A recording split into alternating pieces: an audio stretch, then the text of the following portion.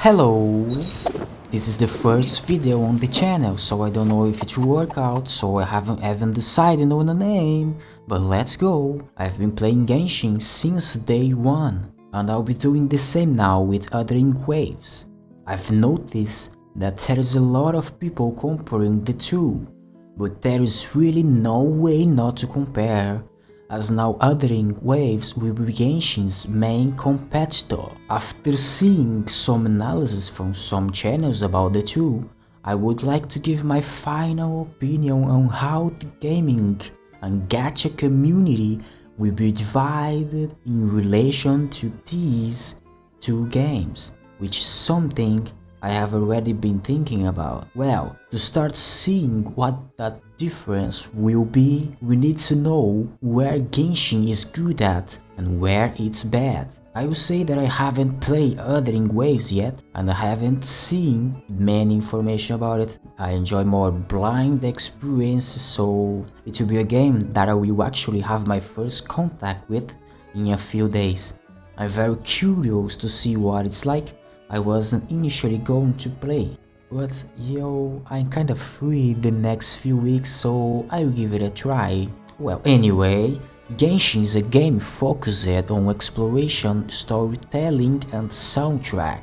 It has always been like this, and the tendency is to be even more so. These are the biggest positive points. I saw some news that the next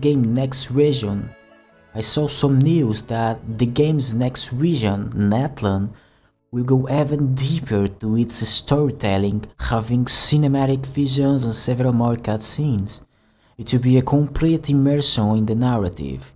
Genshin's narrative is a point that has been growing since Sumeru, with its visual and story production becoming increasingly richer, including the side quests that are becoming more in-depth than before. The game has always sold itself this way, and it has always been what the gaming community has been most interested in.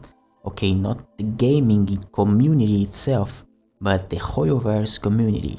Not for the late game, not for bosses, for maps or challenges, but secondly for exploration and firstly for story mode.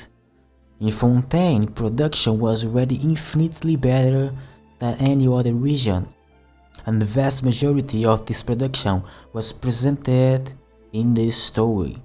From this analysis, we can understand that the late game of Genshin Impact is not the gameplay and it's not the spiral abyss, it's the narrative, content and exploration. I actually have a theory about this.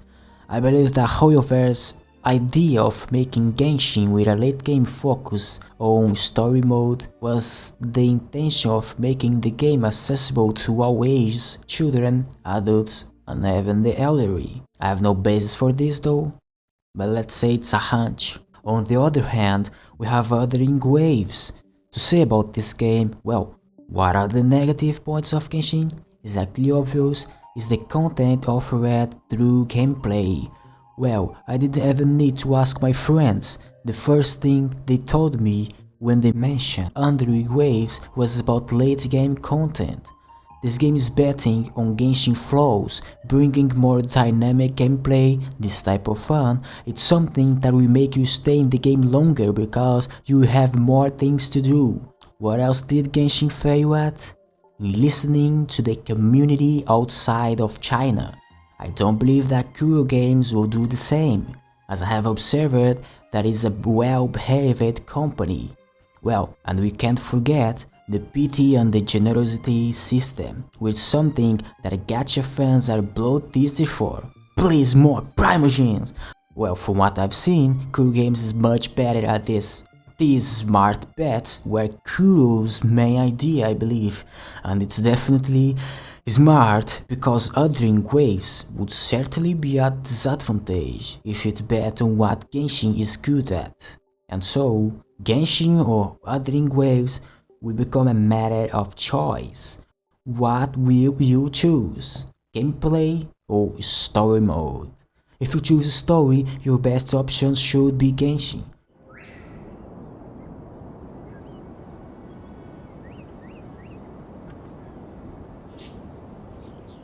If you ask the vast majority of those who still play Genshin, which are thousands of people, they will tell you that they are about to see the end of this story. It's what matters here. On the other hand, when we are talking about Wuthering Waves, my guess is that it will be because of the content, the difficulty, the challenges that world can offer to you through more fun mechanics, bosses around the map.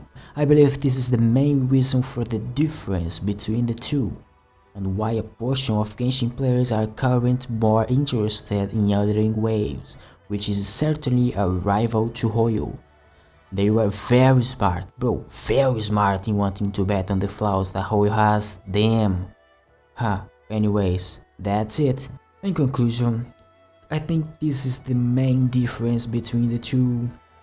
I will play Wuthering Waves to see how the game goes. I hope you liked the video. Hey, this is actually a good place for me to practice my speak English, I'm not native. Let's see. Maybe I'll make more videos. Let's go. Man, I haven't even thought about what the name of the channel will be. Let's see. I don't know. I try thinking about it. I don't know. I tried thinking about it. Anyways, I'll see you again. If fate reserves us to be together again, see you.